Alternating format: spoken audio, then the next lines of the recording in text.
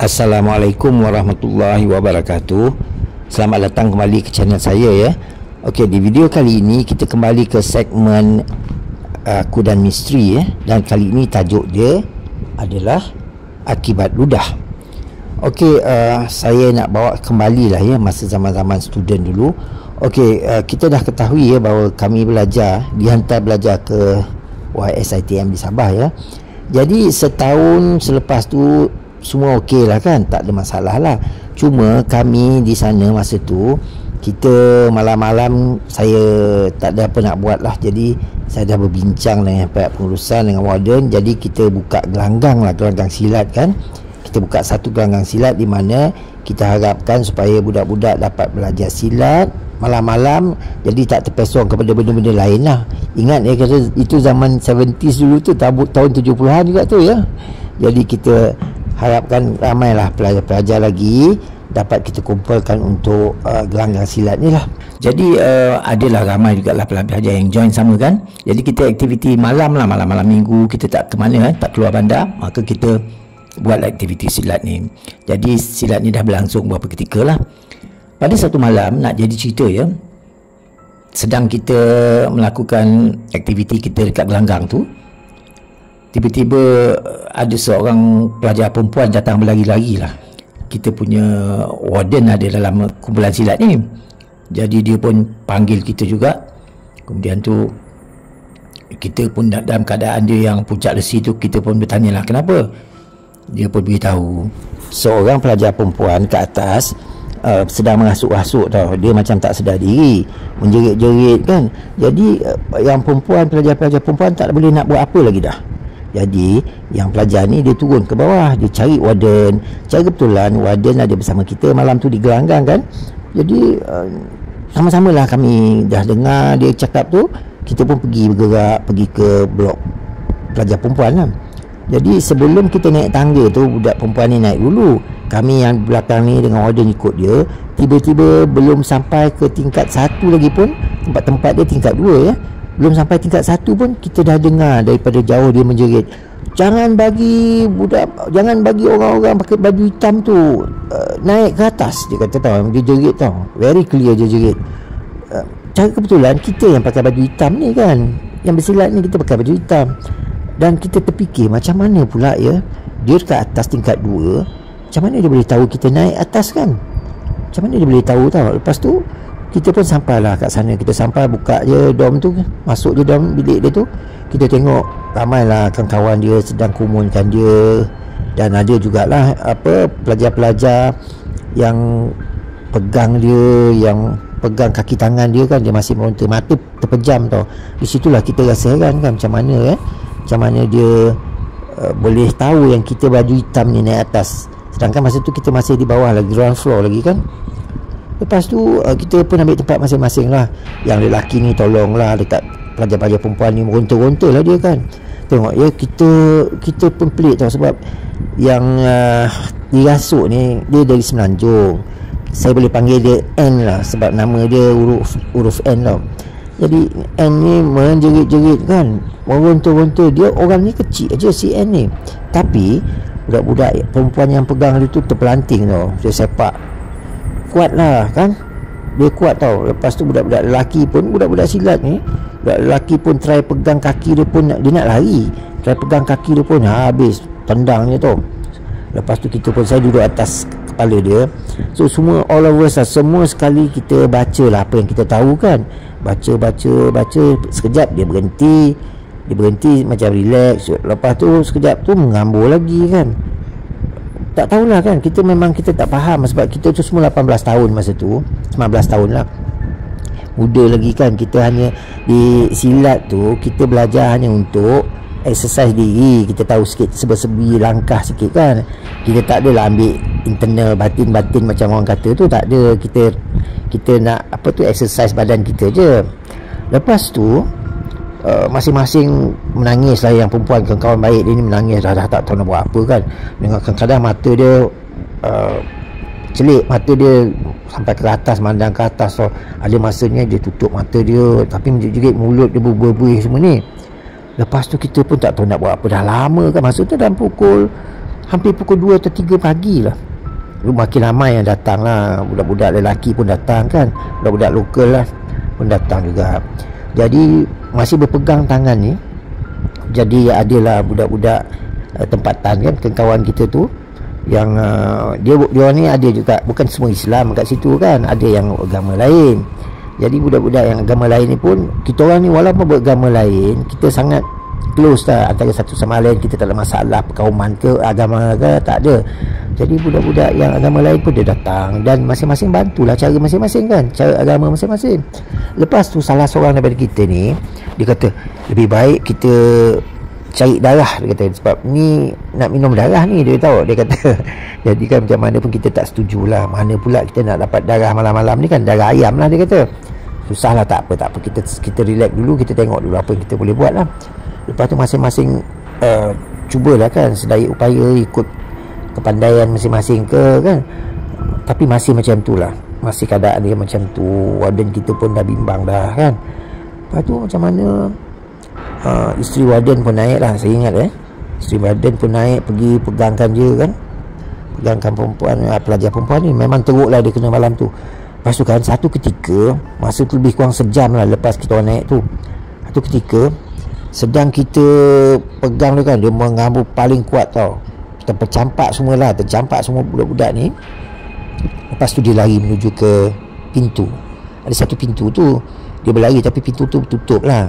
Dia berlari, bila dia sampai kat pintu, kita orang kejar lah dia ni kan, yang kawan-kawan perempuan ni mana nangis kejar dia. Lepas tu takutlah kalau dia keluar, itu tingkat 2 tau, buatnya dia terjun ke, itu kita takut sangat lah. Lepas tu bila dia sampai kat pintu, nasib baik pintu tu tutup. Tapi yang paling peliknya, kita nak tarik dia tak dapat, seolah-olah macam dia melekat kat pintu tu tau. Ramai kawan-kawan ni nak tarik tak dapat. Jadi kita ni dah tak tahu nak buat apa lagi. Kita bacalah apa-apa yang patut kan. Lepas tu kita sembur dekat telinga dia, kita sembur dekat anulah, kat kepala dia tu kan. Lama kelamaan dia macam long lie tau, dia pun jatuh perlahan melurut je kat pintu tu. Jadi kawan-kawannya ambil dia, bawa dia balik semula tempat dia tidur tadi, yang asalnya tadi kan, tempat asal tu. Lepas tu sudah tu kita pun tak tahu nak buat apa. Hari hampir subuh ni tau, dah penat sangat dah kan, dah panik sangat, tak boleh buat apa. Lepas tu salah seorang kawan saya, budak anulah tempatan, budak Sabah lah, dia kata dia nak turun sekejap. Dia kata kita pun tak tahu dia nak pergi mana kan, dia kata sekejap dia nak turun. Lepas tu dia turun lah, dia budak Islam lah. Lepas tu dia turun dalam setengah jam agaknya lah, dia pun naik atas. Dia terus pergi kat warden, dia berbisik kat warden. Lepas tu dia cakap dengan saya. Lepas tu kita pandang ke pintu, ada satu lelaki berkopiah. Lepas tu di tangannya ada tasbih tau. Saya rasa dia ustaz lah, tak tahulah ustaz mana dia pergi kan. Lepas ustaz tu masuk. Ustaz ni pun duduk lah dekat situ kan. Masa tu ustaz ni duduk lah, pergi kat kepala dia, tengok kan. Lepas tu entah macam mana, ustaz ni dalam 40-an lah umur dia.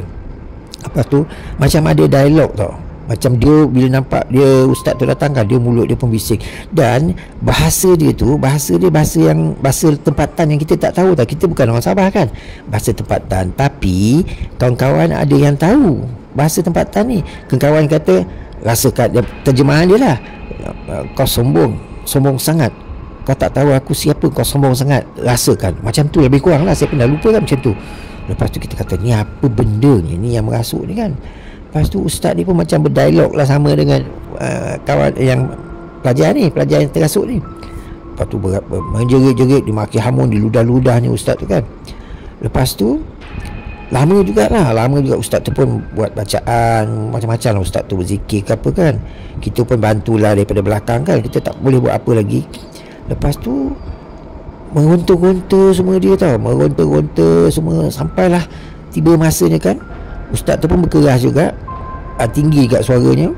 Lepas tu ustaz pun baca lah macam-macam agaknya kan. Tak lama lepas tu, dalam 20 minit rasanya, dia buka mata tau, seluas-luas mata dia buka. Kita panik tau, takut dia mengambul lagi.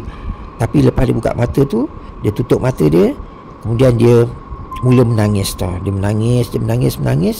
Dalam 10 minit dia buka mata dia, dia terus duduk. Lepas tu dia macam keheranan tau, dia heran, dia pandang kiri kanan, dia tengok siapa ni dah keliling dia kan. Lepas tu kawan dia kat situ, kawan dia pandai, dia nampak dia kawan baik dia kan, dia peluk kawan dia nangis. Bila dia dah nangis tu, dia dah peluk kan, kita pun duduklah sekejap, perhatikan dia, relax, tengok kan.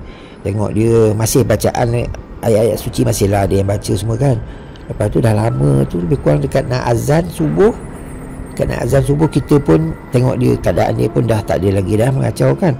Lepas tu dia pun dah boleh bercakap sikit-sikit kan, kita tak tanya banyak lah.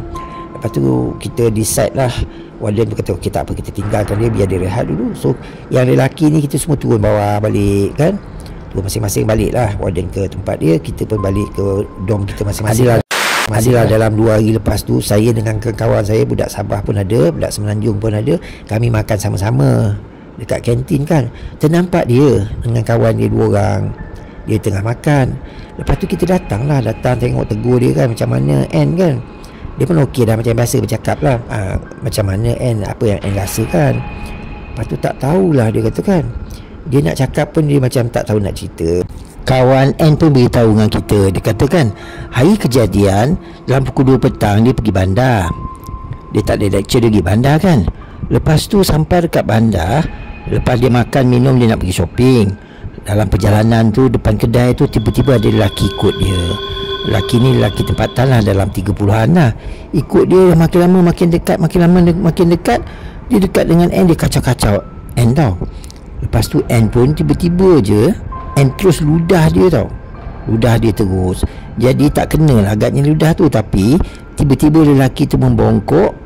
Lepas tu dia membongkok sambil dia senyum, dia kautnya bekas pasir bekas ludah tadi, kemudian dia masukkan dalam sapu tangan. Lepas tu dia pun keluarlah sambil senyum-senyum pandang-pandang kan. Jadi dia orang pun balik lah. Petang tu lepas makan malam, mereka pergi satu tempat lah, penjuru tu, sudut dom dia orang kan. Dia orang nak study. Kemudian tu tengah-tengah study, tiba-tiba kawan ni cakap, tiba-tiba si N tu menjerit, dia baling buku dia tau. Kemudian dia tarik rambut dia. Dia nangis-nangis, dia meronta-ronta, meraung-raung tau. Jadi kawan ni semua surprise lah kan, terperanjat, apa kena dia ni, tiba-tiba pula jadi macam ni kan. Lepas tu kawan dia bawa lah dia dekat dom kan, pegang dia macam nak meronta. Kita takut tau, sebab bawah tu dia tingkat 2. Kalau dia pergi kat koridor tu, buatnya dia terkejun kita kan. Lepas tu itu yang kawan dia turun ke bawah cari warden tadilah, dah malam tu kan, cari warden. Lepas tu yang kita kata tu, saya selalu pesan lah, saya nak pesan dengan anda semua, yang remaja ni kan ya, ataupun kaum wanita lah, kalau kita diganggu macam tu, orang mengacau kita ke, dan kalau kita tak suka, just jalan aja, teruskan jalannya, jangan sekali-kali meludah orang. Sebab kita tak tahu keadaan orang macam mana, kita tak tahu ilmu orang macam mana. Walaupun saya dalam hati saya tak nak percayalah dengan kurafat ni kan, dengan tahyul ni, tapi benda ni betul-betul wujud tau, benda-benda ni betul-betul berlaku. So kan, pada anak-anak gadis kita, kalau tak suka, jangan ludah, itu aja kan. Kita tak tahu kita ni duduk tempat orang, tak kira lah orang tu orang Semenanjung duduk Sabah Sarawak ke, ataupun orang Sarawak, orang Sabah duduk Semenanjung, kita tak kira tu. Yang janji kan, kita di mana bumi dipijak, di situ langit dijunjung. Maknanya kita pergi tempat orang, kita respect orang kan. Jangan sesekali kita buat benda-benda yang boleh menyakitkan hati orang lah. Jadi dalam kes yang berlaku ni, saya yakin dan saya percaya juga kawan saya pun yakin benda yang sama, yang dia ni ada misteri lah. Misteri disebabkan ludah tu. Kerana ludah ni lah dia jadi macam tu kan. Jadi saya harap sangatlah, saya betul-betul berharap supaya jangan sekali-kali lah kan anak-anak gadis atau wanita melakukan perkara macam ni lah. Jadi untuk keselamatan kita lah kan. Sebab benda-benda yang memang betul-betul wujud, benda-benda macam ni macam memang betul-betul berlaku lah kan. Dan sekali lagi saya ucapkan terima kasih pada anda semua yang sudi hadir di video saya kali ini. Hingga bertemu lagi di lain waktu, saya ucapkan Assalamualaikum warahmatullahi wabarakatuh.